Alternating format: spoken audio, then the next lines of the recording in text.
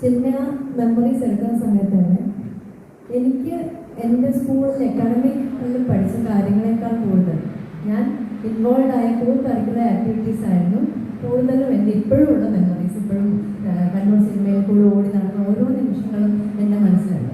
അതേപോലെ തന്നെ എനിക്ക് എല്ലാ ആൾക്കാർക്കും അല്ലേ, നമ്മൾ പഠിച്ച പാഠപുസ്തകങ്ങളെക്കാളും പരീക്ഷയ്ക്ക് പ്രിപ്പയർ ചെയ്ത ദിവസങ്ങളെക്കാളും നമ്മുടെ ജീവിതത്തിൽ ഒരുപാട് ഹൈറ്റ്സിൽ നമ്മൾ എത്തിയിട്ടുണ്ടെങ്കിൽ പോലും നമ്മൾ അനുഭവിച്ച സന്തോഷങ്ങൾ, ചെറിയ ചെറിയ കോമ്പറ്റീഷൻസ് ആവട്ടെ, ചെറിയ ചെറിയ മൈക്ക് പിടിച്ച് ആദ്യമാദ്യമുള്ള വിറകളാവട്ടെ, അതൊക്കെ ആയിട്ട് നമുക്ക് ഇന്നും ഓർമ്മയിലുണ്ടാവാം. പ്രൈമറിയിൽ ഉണ്ടാകുന്ന സമയത്ത് നമ്മൾ പൗഡറൊക്കെ ഇട്ടിട്ട് വയസ്സായ മുത്തശ്ശിയൊക്കെ ആയ സമയത്തൊക്കെ അതൊക്കെ എനിക്ക് ഇപ്പോഴും ഓർമ്മയുണ്ട്.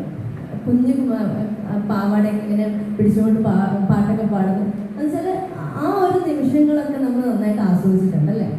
അപ്പോൾ അതേപോലെയാണ് നമ്മുടെ മക്കൾക്കും അവരുടെ ഒരു കുഞ്ഞു കുഞ്ഞു സന്തോഷങ്ങളാണ് അവരെ വലിയ ആൾക്കാരാക്കി മാറ്റുക.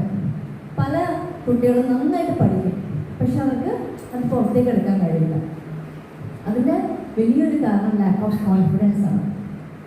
ഈ കോൺഫിഡൻസ് കൂട്ടുക എന്ന് പറയുന്ന സംഭവം അത് നമുക്ക് വായ കൊണ്ട് ഉണ്ടാക്കാൻ പറ്റുന്നതല്ല. അതിങ്ങനെ അവരെ സ്റ്റേജിലൊക്കെ കൊണ്ടുവന്ന് മറ്റുള്ളവരായിട്ട് സംസാരിപ്പിച്ച്, പിന്നെ സ്പോർട്സിൽ, ആർട്സ്, ഫൈൻ ആർട്സ്, മ്യൂസിക്കൊക്കെ ഒരുപാട് കുട്ടികൾക്ക് ബ്രെയിനിൽ മാറ്റങ്ങൾ വരും. നമ്മൾ രണ്ട് സൈഡ് ഉണ്ടല്ലേ ബ്രെയിനിൽ, ലെഫ്റ്റ് ആൻഡ് റൈറ്റ്.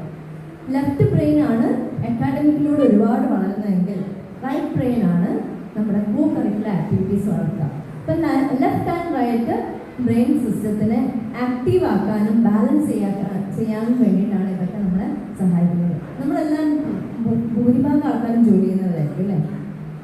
നമുക്ക് തന്നെ സ്ട്രെസ് വരുന്ന സമയത്ത് നമ്മൾ എന്ത് ചെയ്യാം, ഉള്ള ജോലികളൊക്കെ മാറ്റി വെച്ച് ഇപ്പം പലരും മൊബൈലിൽ നോക്കും. അതുകൂടാതെ പാട്ടുകൾക്കോ സിനിമകളോ എന്തെങ്കിലുമൊക്കെ ആയിട്ട് നമ്മൾ ഇൻവോൾവ് ആവാൻ നോക്കും. എന്തുകൊണ്ടാണ്? ലെഫ്റ്റ് ഭയങ്കരമായിട്ട് ഓവർലോഡ് ആകുന്ന സമയത്ത് നമ്മൾ തന്നെ അറിയാതെ നമ്മൾ റൈറ്റിനെ ആക്റ്റീവ് ആക്കാൻ നോക്കുകയാണ്. അത് ചെറിയ കുഞ്ഞുനാൾ മുതലേ നമുക്ക് ചെയ്യാൻ തുടങ്ങിയാൽ മ്യൂസിക് ക്ലാസ്സുകൾക്ക് കൊണ്ടുപോകാം, ഡ്രോയിങ് ക്ലാസ്സുകൾക്ക് കൊണ്ടുപോകാം, കളരി, കരാട്ടെ ഒക്കെ കൊടുക്കാം. അക്കാഡമിക്സിൽ സ്കൂൾ കൊടുക്കുന്നത് കൂടാണ്ട് കോ കരിക്കുലറും കൂടി സ്കൂൾ കൊടുക്കുമ്പോൾ നമ്മുടെ ഭാഗത്തുനിന്ന് കൂടി സപ്പോർട്ട് കൊടുക്കാം. കുറേ നേരം ഇരുത്തി പഠിപ്പിക്കുന്ന സമയത്ത് കുറച്ച് നേരം നമ്മളും അവരുടെ കൂടെ ഇൻവോൾവ് ആയിട്ട് എന്തെങ്കിലുമൊക്കെ കളികൾ ഇങ്ങനെയുള്ള കാര്യങ്ങളൊക്കെ ചെയ്യുന്ന സമയത്ത് അവരറിയാം. നമ്മളൊരു കുഞ്ഞ് സ്കൂൾ വിട്ട് വരുന്ന സമയത്ത് അവരോട് ഇന്ന് എന്തൊക്കെയാണ് പഠിപ്പിച്ചത് ചോദിച്ചാൽ എന്തെങ്കിലുമൊക്കെ ഉത്തരം കിട്ടാറുണ്ടോ? പലരൊന്നും അറിയുന്നില്ല. പക്ഷേ ഇന്ന് എന്തൊക്കെയാണ് സ്കൂളിൽ സംഭവിച്ചതെന്ന് ചോദിച്ചു കഴിഞ്ഞാൽ എന്തെങ്കിലുമൊക്കെ ഉത്തരം ഉണ്ടാവും അല്ലേ? അമ്മ ഇന്ന് അങ്ങനെ സംഭവിച്ചു, ഇന്നൊരു പ്രശ്നം ഉണ്ടായിരുന്നു, ഇന്ന് അവരുടെ നല്ല നല്ല സന്തോഷങ്ങളൊക്കെ. പിന്നെ അല്ലേ വരെ 2 ഗെയിംസ് പീരീഡ് ഉണ്ടായിരുന്നു അല്ലെ, 2 ഗെയിംസിൽ ഒരു പീരീഡ് പോയതിൻ്റെ വിഷമമായിരിക്കും, അങ്ങനെയൊക്കെ പറയൂലേ. പക്ഷേ ക്ലാസ്സിൽ എന്താ, മാത്സിൽ എന്താ എടുത്ത് അല്ലെ ഫിസിക്സിൽ എന്താ എടുത്ത് അങ്ങനെയൊന്നും ചോദിച്ചു കഴിഞ്ഞാൽ കുട്ടികൾക്കൊന്നും ചിലപ്പോൾ ഓർമ്മയുണ്ടാവില്ല. അപ്പം അവരുടെ ഉള്ളിൽ സന്തോഷങ്ങൾ വരുന്നത് പലതും ഇപ്പോഴത്തെ സൈഡാണ്.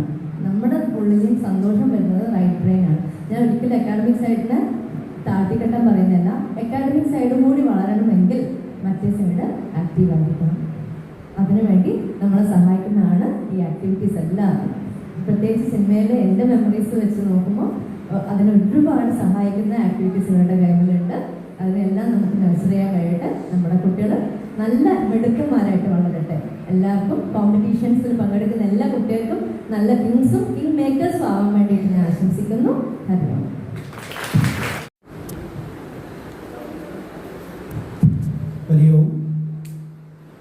Respected guest of the day, Dr. Tulsi, Vice Principal Mr. O.P. Raghu, judges, parents, teachers, and my dear beloved students. Hello and good morning.